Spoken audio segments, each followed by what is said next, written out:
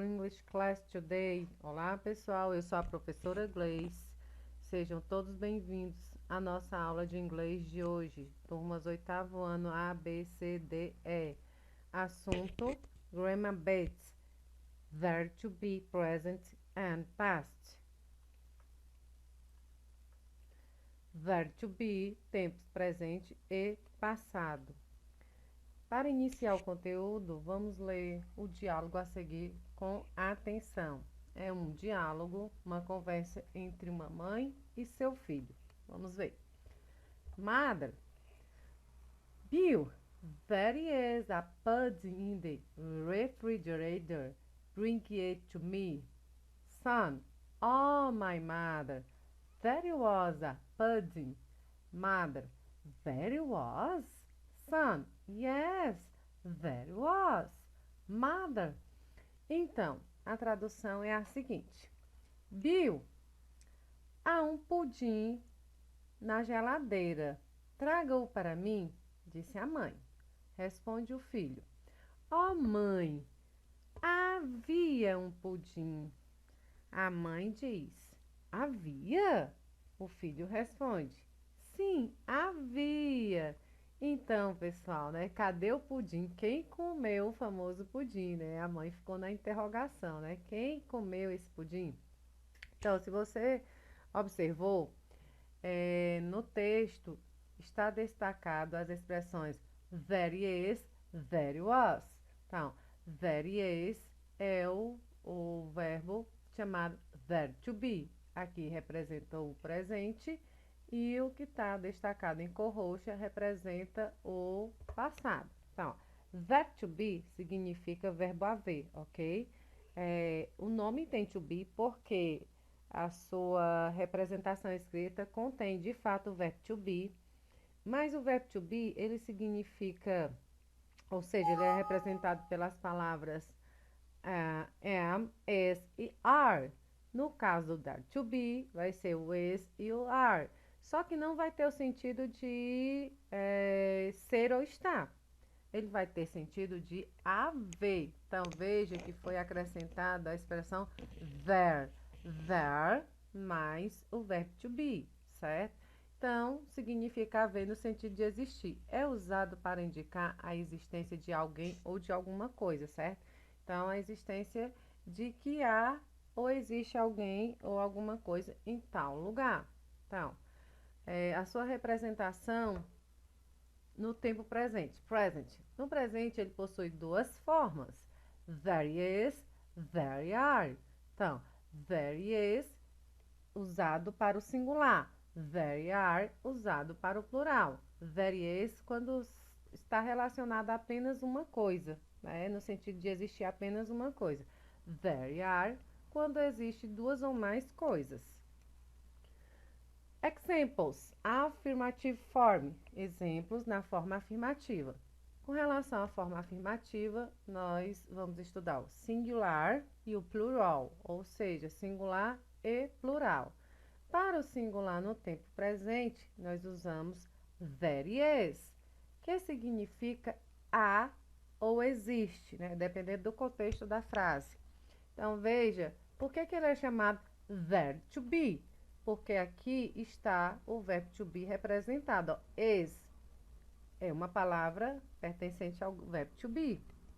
Só que devido ele estar ao lado de there, então o significado não mais vai ser ou estar. Então, ele vai ter sentido de há, de verbo haver e existir. Então, vamos ver aqui um pequeno exemplo com a expressão there is no singular.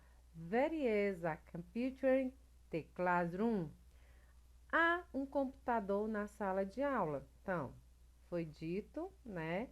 Singular. Então, representação da expressão no singular. Por quê? Porque aqui computador é apenas um.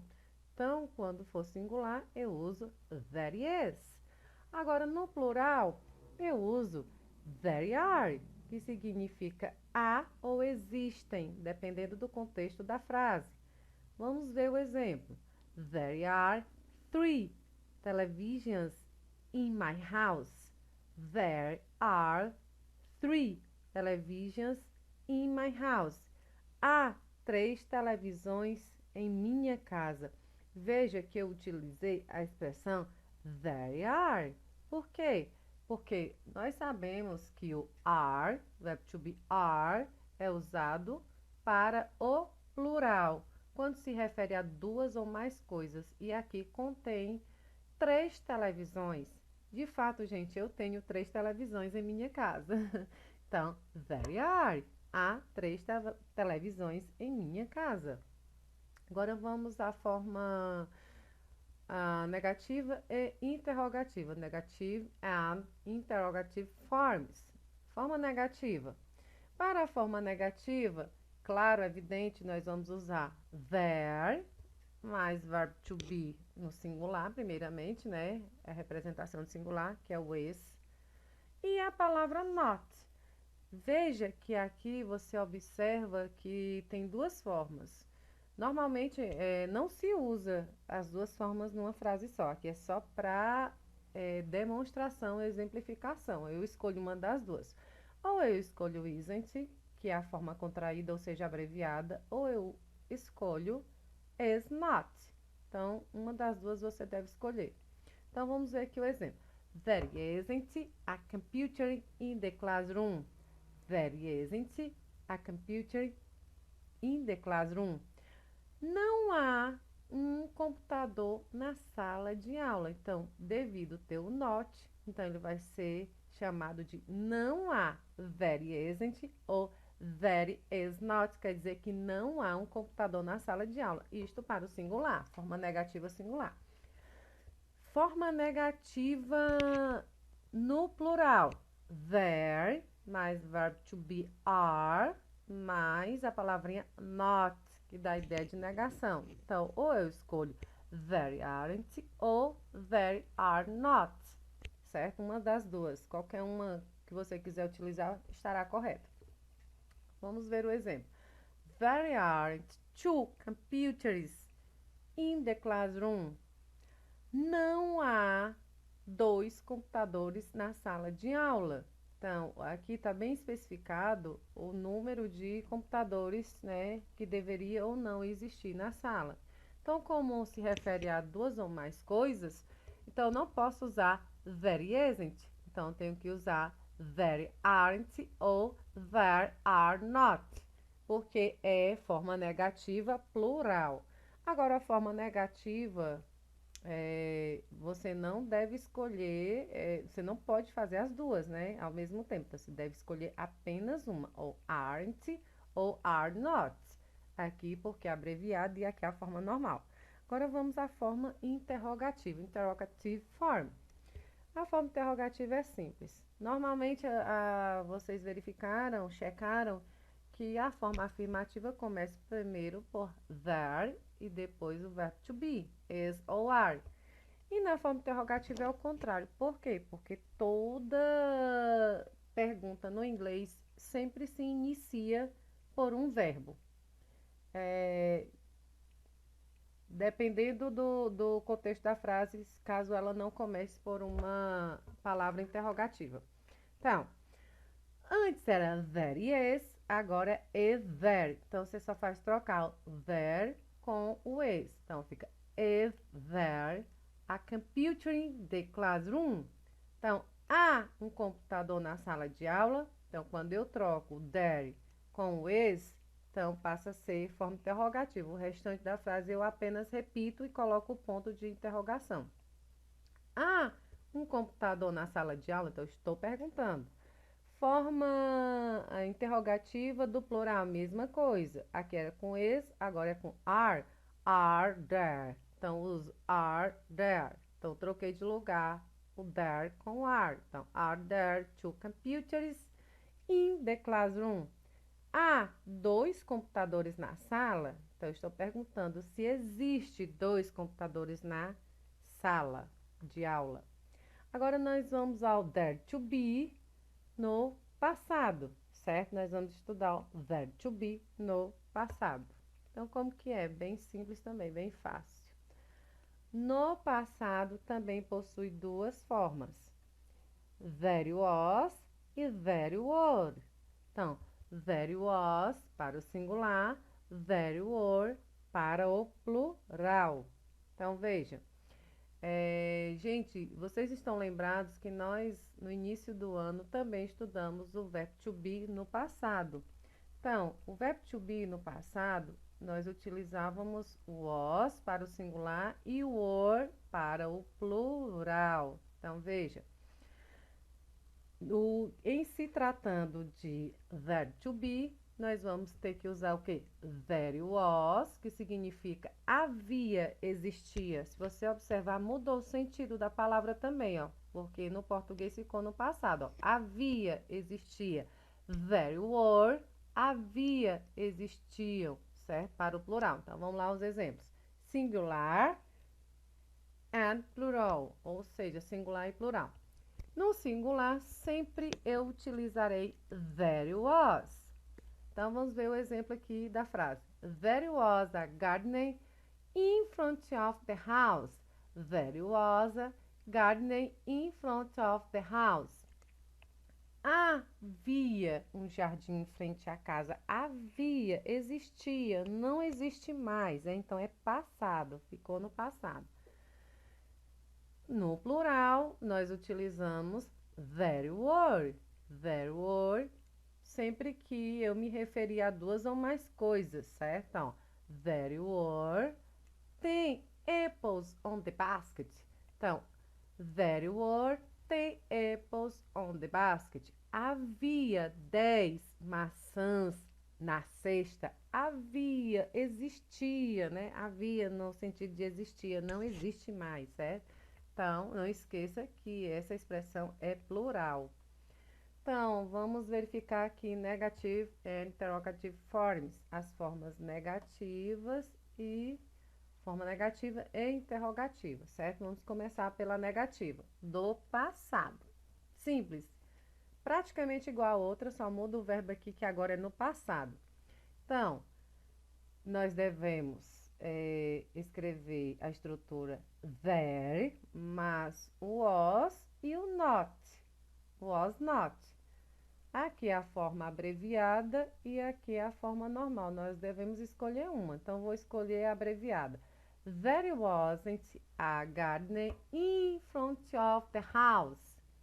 Então, não havia um jardim em frente à casa. Não existia, né? Não havia um jardim. E isso no singular. Agora, na forma negativa do plural, devemos fazer a estrutura there, mais o were e mais a palavra not, ou o were not. Então, nós devemos escolher uma estrutura.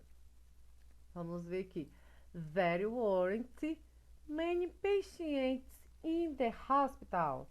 There weren't many patients in the hospital.